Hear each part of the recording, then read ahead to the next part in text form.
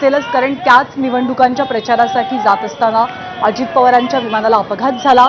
माडखोल गटात तिन्ही अपक्ष उमेदवार सिंधुदुर्गात विजयी झालेले आहेत।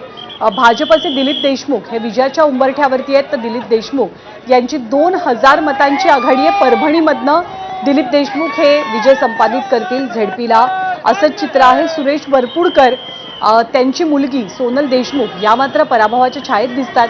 भाजपचे चित्रा पाटील या रायगडच्या आंबेपूर गटातून सध्या आघाडीवर असल्याचं चित्र पाहायला मिळतं आहे। बऱ्याच ठिकाणी विजयी जल्लोष आता सुरू झालेला आहे। ठिकठिकाणचा हा जल्लोष आपण पाहतोय। लातूरमध्ये कार्यकर्त्यांनी आधीच आपला जल्लोष साजरा करायला सुरुवात केली। काँग्रेसच्या सगळ्या कार्यकर्त्यांनी असं म्हणावं लागेल।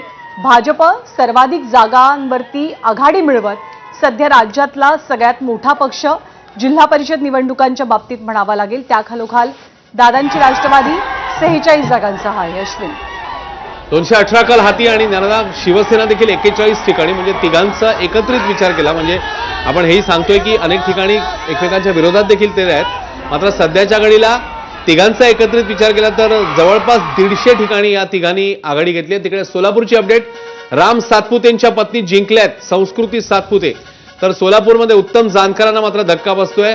उत्तम जानकरांचे पुत्र जे आहेत ते पराभूत झालेत। राम सातपुतेंच्या पत्नी जिंकलेल्या आहेत। जीवन जानकर यांना पराभवाचा धक्का बसतोय, तर राम सातपुतेंच्या या पत्नी जिंकलेल्या आहेत। आणि विकास गोगावले यांचा सुद्धा विजय झाल्याची माहिती मिळते। भरत गोगावलेंचे सुपुत्र आहेत। भरत गोगावलेंनी एकीकडे रायगडची निवडणूक प्रतिष्ठेची केलीच होती, पण मुलगा रिंगणात असल्यामुळे सुद्धा या निवडणुकीला एक वेगळं वलय भरत गोगावलेंच्या दृष्टिकोनातून प्राप्त झालेलं होतं।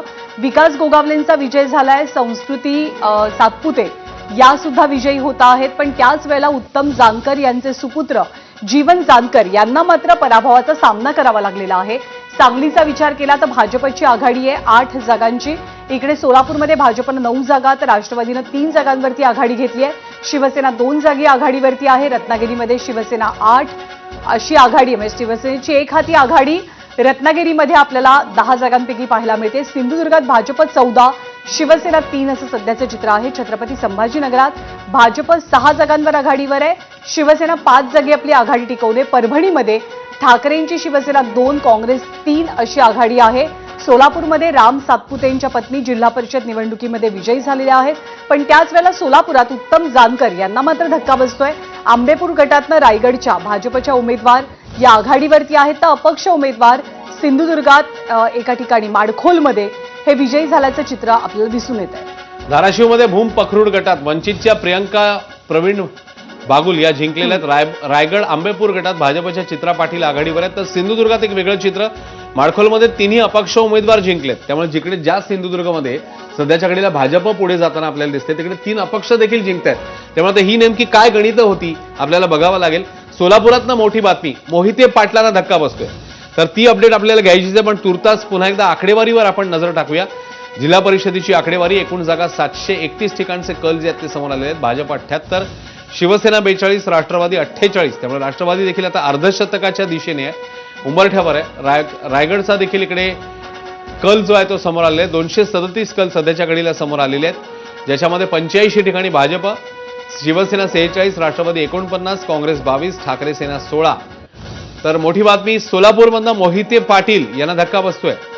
गुरसाळे गणातनं अर्जुन सिंह मोहिते पाटील हे पराभूत झाले आहेत। सोलापुरातली अत्यंत मोठी अपडेट आहे, अर्जुन सिंह मोहिते पाटील हे पराभूत झालेले आहेत गुरसाळे गणातून। सोलापूरमधली अपडेट। आणि या मोठ्या राजकीय घराण्यांसाठी खूप प्रतिष्ठेची निवडणूक असते, जशी अर्थातच ती मोहिते पाटलांसाठी सुद्धा आहे। मोहिते पाटलांसाठी अर्जुनसिंह मोहिते पाटील हे पराभूत होणं अनेक अर्थांनी महत्त्वाचं मानलं जातं आहे, खरं तर धक्कादायक मानलं जात आहे।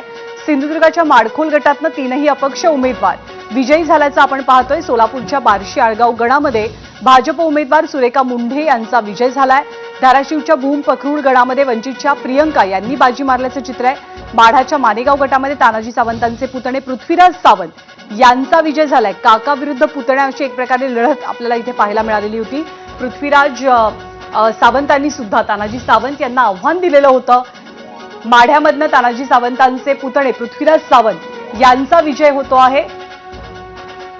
239 जागांचे कल आपल्या हाती आलेत 731 जागांपैकी। आणि 125 पंचायत समित्या आहेत, त्यापैकी 8 जागांचे कल आपल्या हाती येत आहेत. सिंधुदुर्गातनं काही निकाल हे चक्रावून टाकणारे निकाल आहेत. सोलापूरच्या बार्शी मधनं सुद्धा एक निकाल समोर येतोय. तानाजी सावंतांचे पुतणे विजयी झालेत.